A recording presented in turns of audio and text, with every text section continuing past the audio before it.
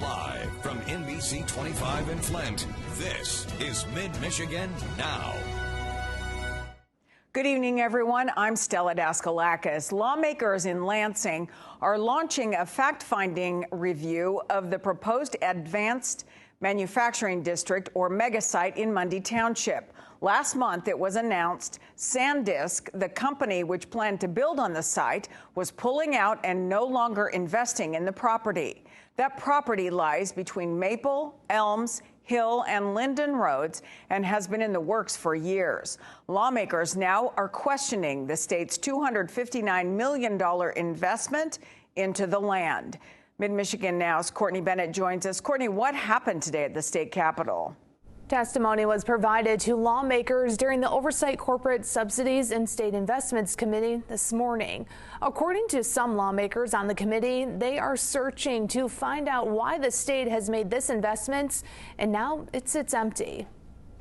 Time and again, we see massive incentives and corporate handouts offered with little transparency, limited public input, and few safeguards for taxpayers. Republican lawmaker Steve Carr are questioning the way the state has dealt with the advanced manufacturing site in Mundy Township. It's about ensuring the public dollars are used responsibly. For years, this site in Genesee County was promised to bring thousands of jobs to the local community. The Flint and Genesee Economic Alliance says the property is more than 1,200 acres, and they are actively still fielding interest for the companies to come to this site. Yeah, I never thought that a billion-dollar factory would be coming behind my house. Since 2023, Don Ludwig has been very vocal about this proposed manufacturing site. His house backs up to the land that's been cleared and ready for a company to invest. I'm not against the growth of the town, but I am against the secrecy and not letting me know, with my house being involved inside this megasite zone. Ludwig says organizations involved have not been transparent.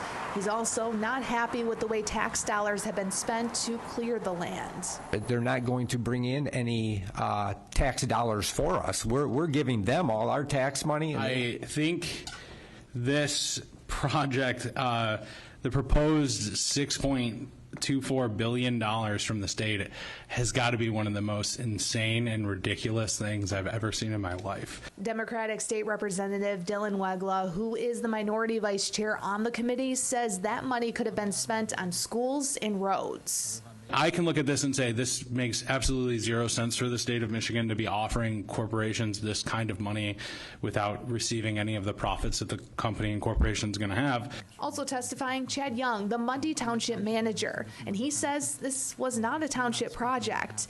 He says he's been neutral about the site since it was first proposed. Young signed a non-disclosure agreement regarding the megasite. My role as township administrator are not, to be clear, advocating or endorsing for development of the site. Is to provide the township perspective in terms of what concerns have we heard from the community, what are the regulatory processes. Young testifying that based on SanDisk being a private company, a vote should have happened in the House and Senate in order to allocate those dollars. A plain text reading, I think there's certainly an argument that that should have occurred. Tyler Osmessler, the executive director of the Flint and Genesee Economic Alliance, says, quote, the Advanced Manufacturing District of Genesee County is the best site in North America to attract a large-scale employer that will bring thousands of jobs, help boost and launch small businesses, and create opportunities for young people. Development of the sites will create a brighter future for Genesee County and be a game changer for our community and the entire state. For now, live in the studio, Courtney Bennett, Mid-Michigan Now. Officers arrest suspects after they try to steal a car and light it on fire. The Hampton Township Public Safety Department says they put out a car fire in the 800 block of Pine Road. After an investigation, they determined there was an attempt to steal the vehicle. Surveillance footage showed a vehicle leaving the area after the fire was started. The suspects were arrested after a brief police chase. We have an update on the man who was reported missing after attending the Michigan Renaissance Festival. Jacob Tyler Angelus's car was pinged on a flock camera at the I-675 ramp to North I-75 towards Saginaw on Saturday, August 16th, just after 4 in the afternoon. Rumors indicated he returned to the festival just after midnight on Sunday. but those were determined to be false. The Rockwood Police Department says the plate reader at the festival had a system error and showed every car leaving the parking lot at 12:01 a.m. Police also say medical crews did not speak or have any contact with the missing man. His license plate number is ELH8954. Contact police if you know anything. The Michigan Department of Transportation warns more than 100 truckline bridges are at risk of closure in the next decade across the state. That includes the I-75, I-69 interchange in Genesee County. The interchange needs a complete redesign and rebuild because of declining road and bridge conditions and the need for re-engineering to accommodate today's traffic speeds and flow. The cost estimate to rebuild the interchange is approximately $1.3 billion, which will be difficult to achieve without a budget in place because the Rebuilding Michigan program is ending soon. The fall semester is beginning for college students across the nation. Saginaw Valley State University is welcoming more than 980 incoming freshmen to campus. That's around 70% of the university's first-year students. SVSU estimates more than 2,500 students will live in campus housing this school year. Classes are set to begin this Monday, August 25th.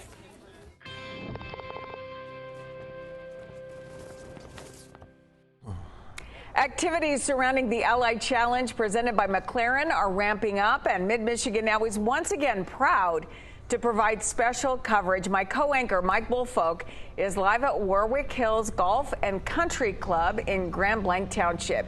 It's been a big opening day, right, Mike? Oh, absolutely, Stella. I heard you talking to Erica earlier, talking about people have been seeing plenty of sunshine. Not here at Warwick Hills today. The skies have been somewhat gray. We've even had periodic mist in the air, and the temperatures for mid-August have been cool, but they have been comfortable. The course is buzzing with golf activity now as the players arrive, start getting in some practice time before Friday's opening round. You know, one of the big things about the Allied Challenge every year is its reach into the community, their effort to try to lift people up. I was first introduced to golf as a kid. My dad was a big golfer. He taught me the game as a player and as a caddy. Some kids from the Flint and Detroit areas today got a chance to learn this game from the business side. The folks at Ally Financial are hosting what they call Fueling Futures. It gives the kids an exclusive look into career opportunities in the golfing industry that go beyond playing or caddying for that matter. The students are from the City of Flint Summer Youth Employment Program, the Boys and Girls Club, and the College Career and Beyond by Midnight Golf program, and they're getting the inside scoop on how the Allied Challenge is put together from a marketing and operations standpoint. The event is designed to inspire the students by giving them direct access to tournament and golf professionals. A lot of times students in high school or even entering college are trying to find their way and figure out where they want to take their career. And so exposure and experiences and creating those for them really lean into the opportunity for these students to chart their path. If I could be in sports and just do stuff in sports for the rest of my life, I'd be happy. Because especially golf, because I feel like golf is a calm sport. All the other sports, you got a lot of loud. For basketball, football, it's loud. This is a very calm sport, and I like calm. Well, the kids also got to tour the grounds, as you see there. They also paid a visit to the media center. I had a chance to speak with them briefly. Then it was off to the rules trailer and even the on-site weather center that's here at the tournament. We are right now standing above the 10th tee. I've got the 9th green behind me. The Pro-Am is continuing here this afternoon. As I mentioned, the players are getting in some practice rounds along with a lot of amateur golfers who are getting to play with them today. Alex Eisman is out here with me as well. He will be along later in sports to give you a look at that action.